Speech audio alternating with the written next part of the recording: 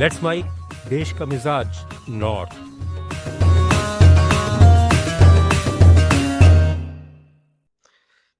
ये है let's mic modern radio और आप सुन रहे हैं उत्तर भारत की खबरें। दिल्ली हाई कोर्ट ने कुश्ती महासंघ को घरेलू प्रतियोगिताओं के लिए पहलवान विनेश फोगाट को अयोग्य घोषित करने के फैसले पर फटकार लगाई है। कोर्ट ने मातृत्व अवकाश के बाद महासंघ द्वारा चयन के पुराने मानदंडों से हटकर यह कदम उठाने पर सवाल उठाया।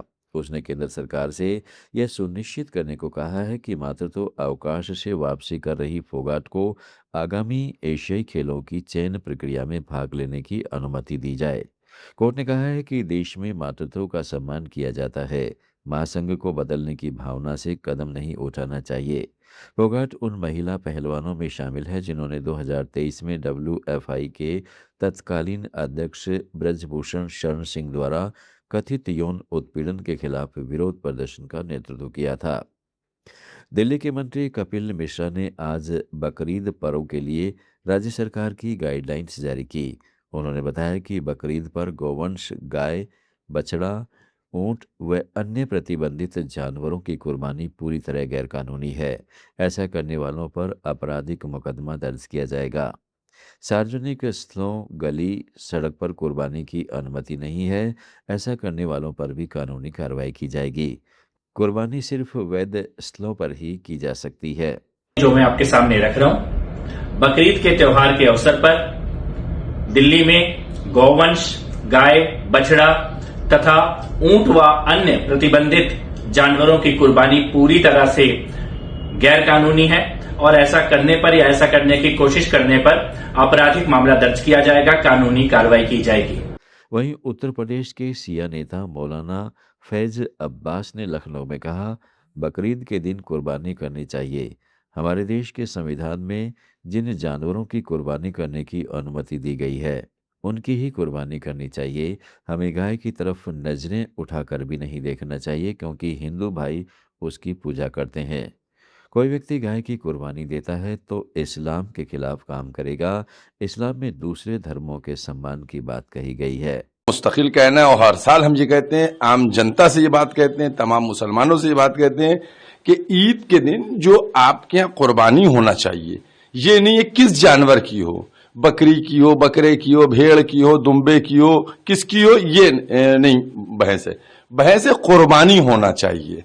कुर्बानी के लिए जो हमारे देश के संविधान में जानवरों को ज़बह करने के परमिशन दी गई है उनको करना चाहिए। समझिए, इस तरीके से जहां तक गाय का सवाल है, गाय की तरफ तो हमें नजर भी उठा के नहीं देखना चाहिए। चूंकि मेरे लखनऊ में एक नया विवाद खड़ा हो गया है। जिले के मलिहाबाद में पासी समाज ने दावा किया है कि यहाँ राजा कंस का किला था। समाज का कहना है कि जिस जगह मस्जिद या मकबरे को मानकर मुस्लिम समाज नमाज पढ़ते आ रहे हैं वह राजा कंस का किला हुआ करता था। इसके लिए पासी समाज के नेता सूरज पासवान ने सीएम योगी को पत्र लिखा है। उनका कहना है कि ये उनकी आस्था का विषय है, इसलिए उस पर फिर से बात होनी चाहिए। पंजाब पुलिस ने पठानकोट जम्मू राष्ट्रीय राजमार्ग संख्या 44 पर इंटरनेट से जुड़े सीसीटीवी कैमरे लगाकर पाकिस्तान के लिए जासूसी करने के आरोप में पठानकोट निवासी को गिरफ्तार किया है। पठानकोट के वरिष्ठ पुलिस अधीक्षक दलजिंदर सिंह ढिल्लों ने बताया है कि प्रारंभिक जांच के अनुसार आरोपी बलजीत सिंह ने राष्ट्रीय राजमार्ग पर एक पुल के पास सीसीटीवी कैमरा लगाया था। उसका मकसद सेना और अर्धसैनिक बलों की गतिविधियों पर नजर रखना था। इसकी लाइव फीड पाकिस्तान में आईएसआई के जासूसों को साझा की जाती थी। पिछले महीने भी पुलिस ने पाकिस्तान के आईएसआई समर्थित 2 जासूसी मॉड्यूल का भंडाफोड़ किया था। मध्य प्रदेश सरकार ने ट्विसा शर्मा की मौत का मामला सीबीआई को सौंपने का प्रस्ताव रखा है। ट्विसा शर्मा कथित तौर पर दहेज उत्पीड़न का शिकार हुई थी। गृह विभाग की सचिव कृष्णा वेनी देसावतु ने इस संबंध में अधिसूचना जारी की। जम्मू कश्मीर, पंजाब, हिमाचल प्रदेश, हरियाणा, दिल्ली, उत्तराखंड, उत्तर प्रदेश और मध्य प्रदेश की ताज़ा खबरों के इस बुलेटिन को रोजाना सुनने के लिए डाउनलोड करें लेट्स माइक ऐप। जुड़े रहिए लेट्स माइक के साथ।